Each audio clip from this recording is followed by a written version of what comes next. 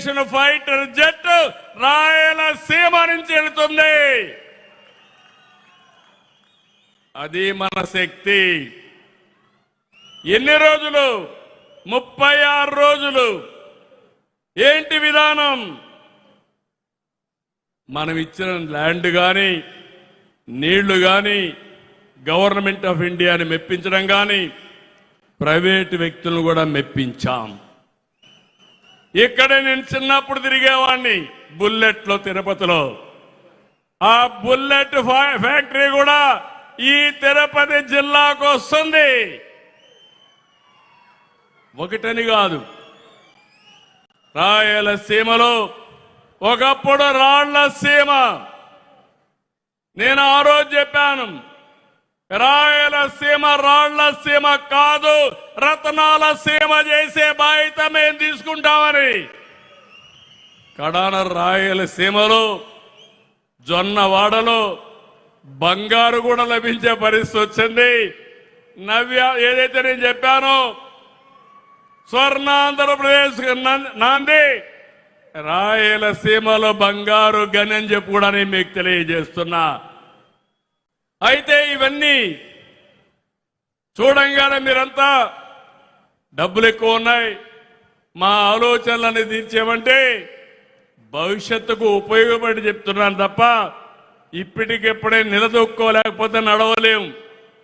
ముందు నిలబడాలి, నడవాలి.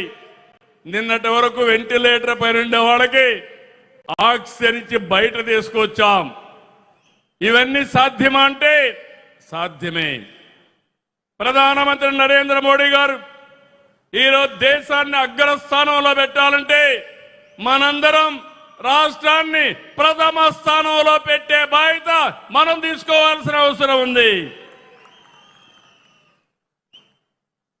రాయలసీమని నెక్స్ట్ లెవెల్కి తీసుకుపోవడానికి గ్రీన్ ఎనర్జీ, ఎక్కడ చూసినా మన పొలాల్లో సోలార్ గాని, విండ్ గాని, అదే మరిగా పంపుడు స్టోరేజ్ వచ్చే అవకాశం ఉంటుంది. దేశానికే ఒక ఆదర్శం అవుతుంది.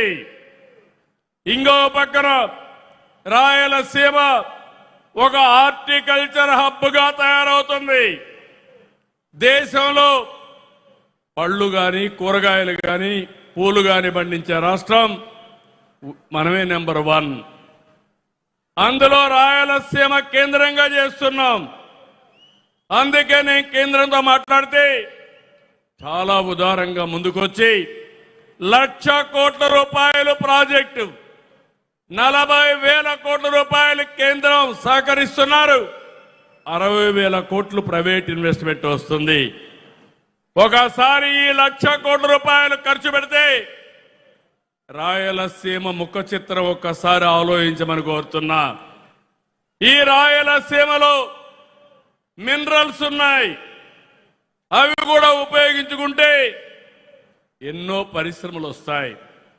ముగ్గురాళ్ళు ఉన్నాయి, లైమ్ స్టోర్ ఉంది, సిమెంట్ ఇండస్ట్రీస్ వస్తాయి, ఐరన్ ఓర్ ఉంది, స్టీల్ ఇండస్ట్రీస్ వస్తాయి. దీనికి ఎనలేని భవిష్యత్తు ఉందని చెప్పి కూడా నేను మీకు తెలియజేస్తున్నా. 100 రోజుల్లో మీరందరూ చూస్తే హంద్రీ నీవా పూర్తి చేసి కుప్పానికి తీసుకొచ్చాం. ఈ సంవత్సరం మళ్ళీ కళ్యాణ డ్యాముకు నీళ్లు తీసుకొచ్చి శ్రీశైలం మల్లన్నని, తిరుపతి వెంకన్నని కలుపుతామని మరొక్కసారి విజ్ఞప్తి చేస్తున్నా. ఇది అభివృద్ధి అంటే. ఈ విషయం అందరూ గుర్తుపెట్టుకోవాల్సిన అవసరం ఉంది. ఇప్పుడే ఓం నమో వెంకటేశాయ అన్నాను. తిరుపతి ఏం జరిగింది తమ్ముళ్ళు? 5 ఏళ్ళు 1924 వెంకటేశ్వర స్వామిని అపవిత్రం చేయాలని ఆలోచించారా లేదా అని అడుగుతున్నా.